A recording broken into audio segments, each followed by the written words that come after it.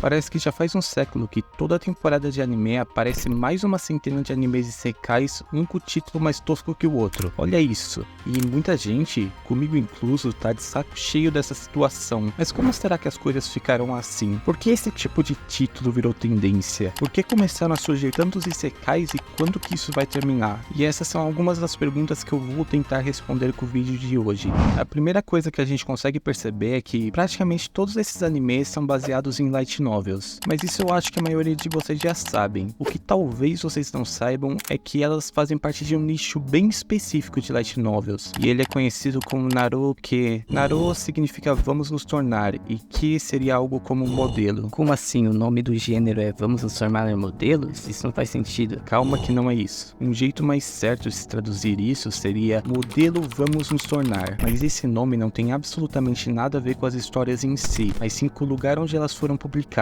E esse é o site Shosetsuka ni Naru, que pode ser traduzido como vamos nos tornar autores. Como o nome sugere, esse é um site onde qualquer um pode ir lá e postar uma web novel. E caso a novel atinja um bom nível de popularidade dentro do site, é quase certo que ela vai ser adaptada para uma light novel, o que também faz com que o autor comece a ganhar uma certa quantia de dinheiro com seu trabalho. Foi exatamente esse caminho que percorreu Re:Zero, Konosuba, Slime, Mushoku Tensei e vários outros. Esse é exatamente o lugar onde você postaria caso você fosse um japonês tentando se profissionalizar como autor de light novels, expondo a história que você esforçou tanto para escrever e, claro, com um título perfeitamente normal, porque você é um ser humano perfeitamente normal, não é? Uma coisa mais simples, como o nome do protagonista da sua história, como em Naruto. Isso para no final, depois de vários meses de esforço postando regularmente vários e vários capítulos, você estar no seleto grupo de mais de 300 mil novels que nunca receberam nem sequer uma avaliação. O sistema de avaliação daqui é mais ou menos como uma corrida no Uber. Você vai lá,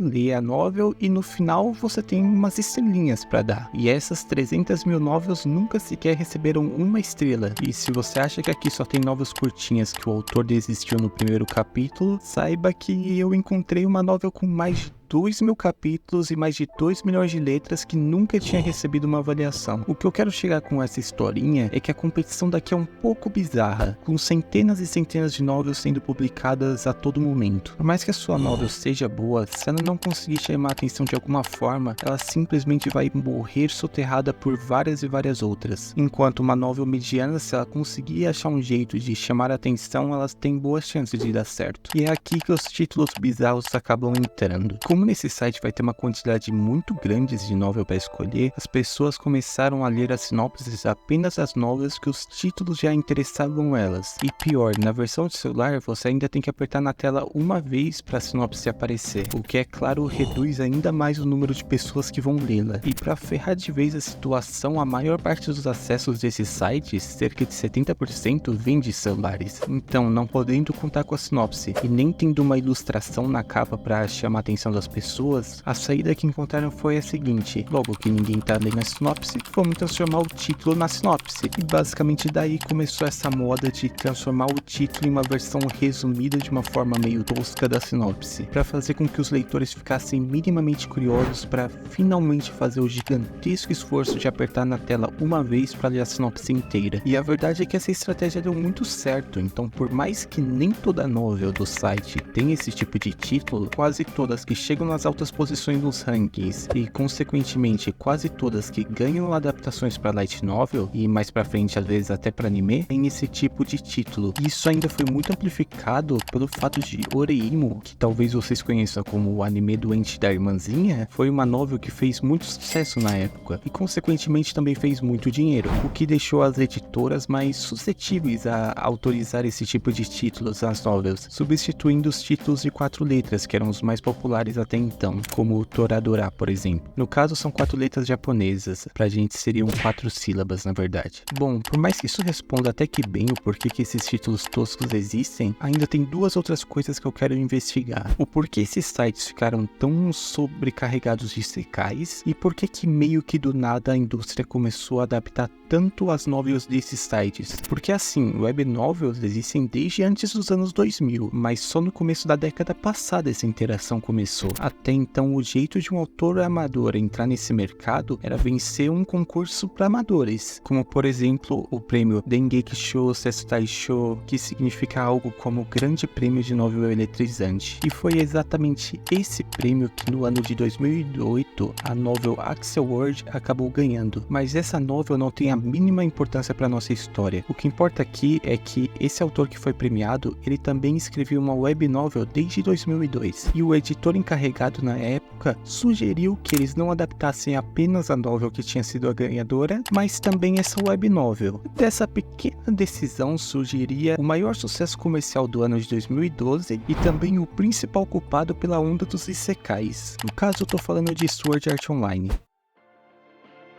Eu já vi várias pessoas discutindo se Sao é ou não é um Isekai, mas para nossa discussão de hoje tanto faz. Independente de qual ângulo você tente analisar a questão, você sempre vai chegar em Sword Art Online como o principal responsável. Segundo o editor Okada Kanichi, que é um dos editores do prêmio Kono Light Novel Gasugoi, que acontece todo ano, as editoras passaram a prestar atenção nas web novels apenas em 2012. E claro, o grande responsável por isso foi o sucesso de Sao, que na época se tornou uma verdadeira mina de ouro, e acho que até hoje continua sendo, na verdade. Então não é exagero nenhum afirmar que Sao que uniu os mundos das web novels com os das light novels, que até esse momento raramente se conectavam. E ao mesmo tempo, Sao também foi a primeira grande inspiração de conteúdo para esses isekais. Segundo um autor que frequentava esse ambiente de web novels durante todo esse tempo, e também por meio desse ambiente conseguiu se profissionalizar, a evolução foi mais ou menos o seguinte: das web novels de MMORPG em realidade virtual,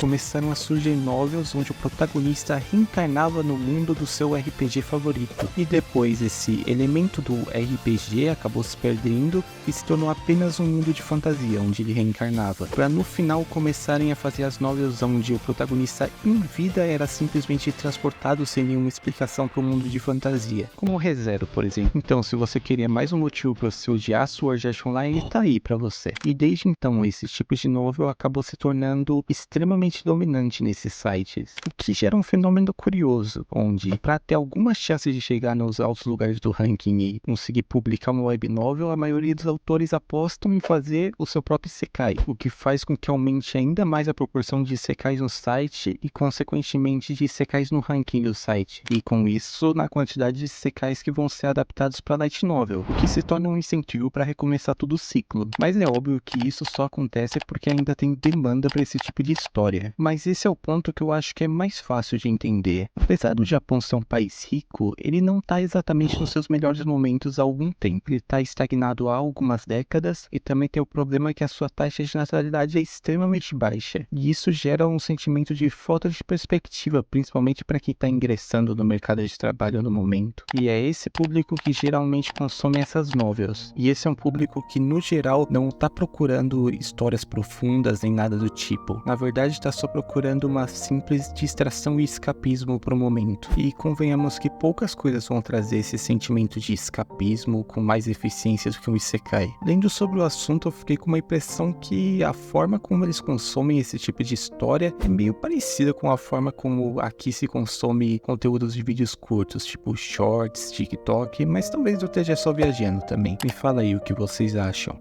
Mas será que isso vai durar para sempre? Bom, eu pesquisei bastante para fazer esse vídeo, mas ainda assim eu não consegui encontrar uma resposta tão boa para essa pergunta. Entrando nos sites hoje, o gênero Isekai ainda parece bem dominante, mas pelo que eu li de pessoas que estão nesses sites há mais tempo, parece que já foi ainda mais dominante no passado. Também dá para ver que uma parcela do público também pegou a antipatia dessas histórias por lá, e principalmente os protagonistas têm sido alvo de bastante hate. E também parece que essas light novels não têm tanto sucesso com pessoas de 12 a 18 anos, o que é uma faixa etária bastante importante. Então a tendência é que acabe rolando sim uma diminuição. Mas e você, o que você acha? Você também tá cansado desse tipo de anime? Ou você ainda gosta deles? Acha que essa moda tá pra acabar ou não? Comenta aí embaixo. E também já deixa o like e a inscrição para ficar sabendo dos próximos vídeos e também dá aquela ajuda. Muito obrigado e até mais.